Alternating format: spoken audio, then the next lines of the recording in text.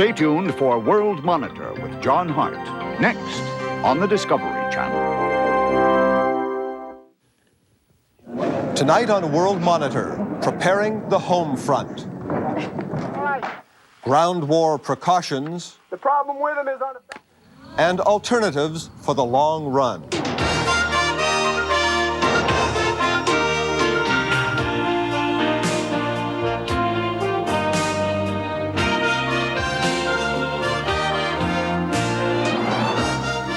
On Wednesday, February 6th, from bureaus around the globe, this is World Monitor, a television presentation of the Christian Science Monitor. And now, filling in for John Hart, Peter Kent in Boston. Good evening. The U.S. military command in Saudi Arabia announced today that Iraq's Republican Guard is being badly hurt by Allied bombing.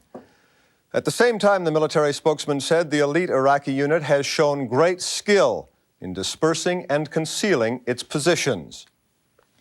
Marine Brigadier General Richard Neal said Allied bombing raids are not just to lower Iraqi morale, as a British military spokesman suggested earlier in the day. We're out there, Neal said, to destroy the Republican Guard. Secretary of State Baker told the House Foreign Affairs Committee today that getting Iraq out of Kuwait is going to be a formidable job. The military actions now underway necessarily involve many casualties, great hardships, and growing fears for the future. So tough times lie ahead. Our goal is the liberation of Kuwait. It is not the destruction of Iraq. It is not changes in the borders of Iraq. A thoroughly professional and effective military campaign is underway. Our young men and women and the forces of our coalition partners are writing new annals of bravery and skill. But the task is formidable, and no one should underestimate Saddam Hussein's military capabilities. After all, Iraq is not a third-rate military power. Billions of dollars have been diverted from peaceful uses to give this small country the fourth largest army in the world. Iraq has more battle tanks, Mr. Chairman, than the United Kingdom and France combined. It has more combat aircraft than either Germany, France, or the United Kingdom. Ejecting Iraq from Kuwait will not be easy, but as the President said, so that peace can prevail, we will prevail. We've heard and we take at face value Saddam Hussein's threats to use chemical and biological weapons. We have warned him, and he would be well advised to heed our warning that we will not tolerate the use of such weapons. Any use of chemical or biological weapons will have the most severe consequences. And we will continue, Mr. Chairman, to insist that Iraq fulfill its obligations under the Geneva Convention with respect to coalition prisoners of war. I think that our conduct of the war is in itself a great strength. It is the strength, Mr. Chairman, that comes from doing the right thing in the right way. This is also the place to note our deep appreciation and great admiration for the extraordinary restraint of the diplomatic vehicle for getting the process underway.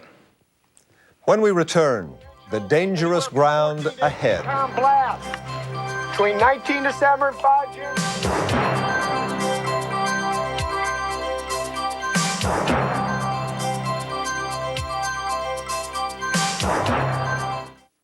Sponsored in part by Lincoln Mercury.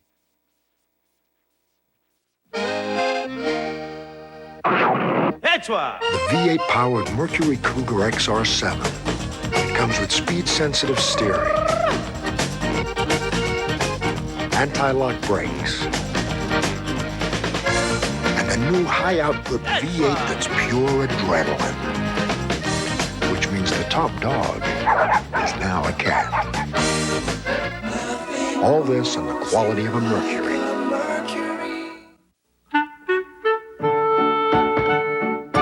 The Maytag refrigerator has doors built to last longer,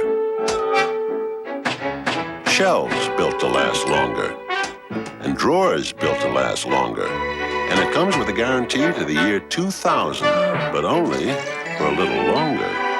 So see your Maytag dealer soon for the refrigerator guaranteed to keep him lonely longer.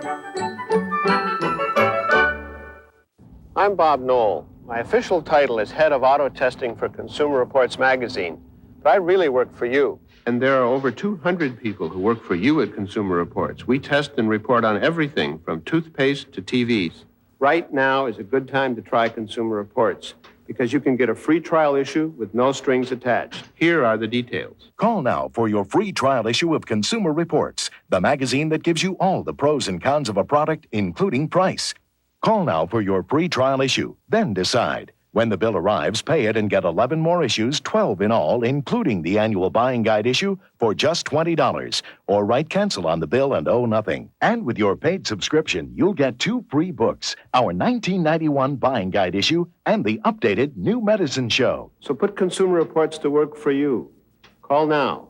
Call now for Consumer Reports. Call 1-800-832-8343, 1-800-832-8343.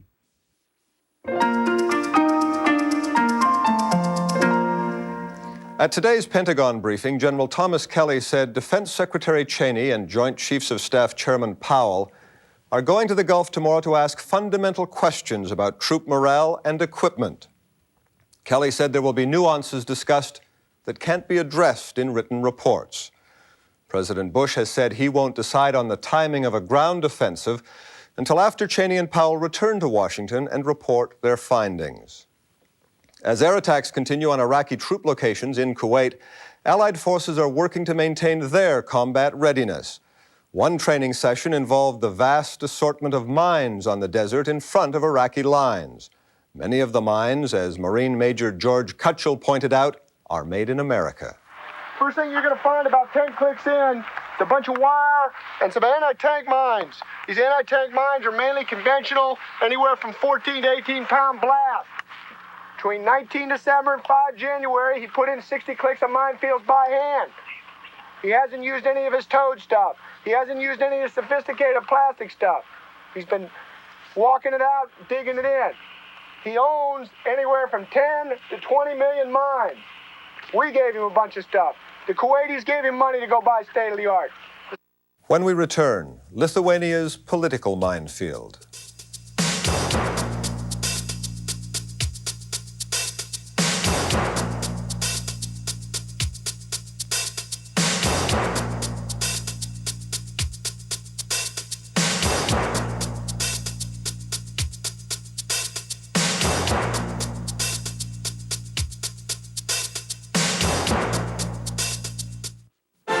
Wings, tonight at 9 Eastern on the Discovery Channel.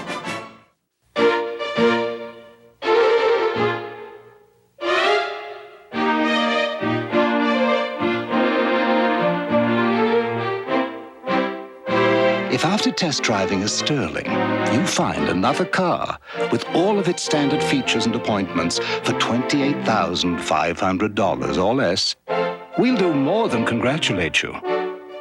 We'll buy it for you.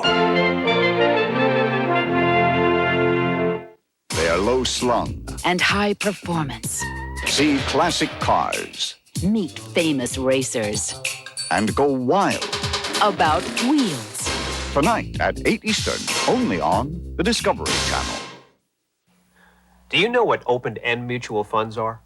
The Wall Street Journal Guide to Understanding Money and Markets tells you in clear, simple English. Do you know how to spot trends in stocks? And what stock options are? And zero coupon bonds? And the difference between Treasury bills and Treasury notes? Everything you want to know about the sometimes baffling world of money and investing is in this remarkable 120-page book. And now it's yours free when you subscribe to the Wall Street Journal. Call now and you can have 13 weeks of the Wall Street Journal and this valuable 120-page Guide to Understanding Money and Markets. That's 13 weeks of the Journal for the news and ideas you need every business day. And this guide free, which tells you everything you want to know about money and markets, all for only $37, a 24% savings off the newsstand price. Call now toll-free 800-752-6300. That's 800-752-6300 for today's Wall Street Journal.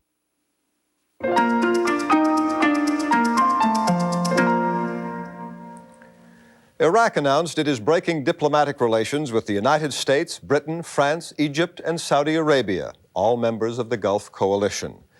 Iraqi authorities released more pictures of what they described as damage to civilian areas by Allied missiles and bombs. A spokesman said 150 civilians were killed in raids on the southern Iraq city of Nasiriyah during the night, 35 of them children. King Hussein of Jordan called for an immediate ceasefire in the Gulf and described the war as an unjust attempt to devastate Iraq. President Bush said no to the ceasefire proposal. A Japanese architect who designed underground shelters in Iraq said there are enough shelters to protect 2 million people, and that some of them are strong enough to withstand a nuclear attack. Stephen Ledergar, a U.S. ambassador at the Geneva Disarmament Conference, said the United States reserves the right to retaliate with chemical weapons if Iraq uses them first. The Lebanese army moved into southern Lebanon for the first time in 16 years to try to impose government control over PLO guerrillas there. Israeli helicopter gunships attacked the PLO bases earlier in the day, and police said one Palestinian was killed. Mikhail Gorbachev appealed to Soviet voters today to support national unity in a referendum March 17th. The Soviet leader wants public approval of his plan to convert the Union of Soviet Republics into a new federation. Gorbachev's television appeal came hours after he decreed that a Lithuanian vote on independence, scheduled for Saturday, was illegal. BBC correspondent Bill Turnbull filed this report from Lithuania today on preparations for the weekend poll. Moscow may have declared it illegal, but the preparations for this weekend's poll are going ahead anyway, and with them the nationalists campaign to vote TEP, yes, to an independent democratic Lithuania. It's not a referendum, they say, not legally binding, but it will tell the Kremlin and the world just how much Lithuania yearns to be free. The prize they seek is already being prepared. 2 American lawyers have been putting the final touches on their model for a draft constitution, which could eventually become the legal basis for an independent state. But it's all progress at a price. The Parliament building remains under protective siege. The president a virtual prisoner within its walls. Over the past month, Vytautas Landsbergis has emerged only twice for a short stroll under heavy guard with his wife. His quarters are hardly presidential, but with Mikhail Gorbachev raising the political temperature once again, such precautions are considered necessary. The Kremlin is clearly preparing to ignore the results of Saturday's poll, but there's concern here of a deeper danger, that the army may try to stop it taking place at all. Mr. Landsbergis says there are so many Soviet troops in Lithuania that anything is possible, but the poll must go ahead. We have no tanks. We can vote. Votes and unarmed combat by young civilian volunteers. These are Lithuania's only... Same kinds of mistaken notions about energy being discussed now. After the White House forwards the national energy strategy to Capitol Hill later this month, energy analysts expect legislators to rearrange and broaden the plan's priorities and deliver a final package in April or May. Reaching consensus on exactly how to reduce U.S. dependence on foreign oil, said one analyst, won't be easy. For World Monitor, I'm Don Ream in Washington. That's all for tonight. I'm Peter Kent in Boston. For everyone with World Monitor everywhere, good night.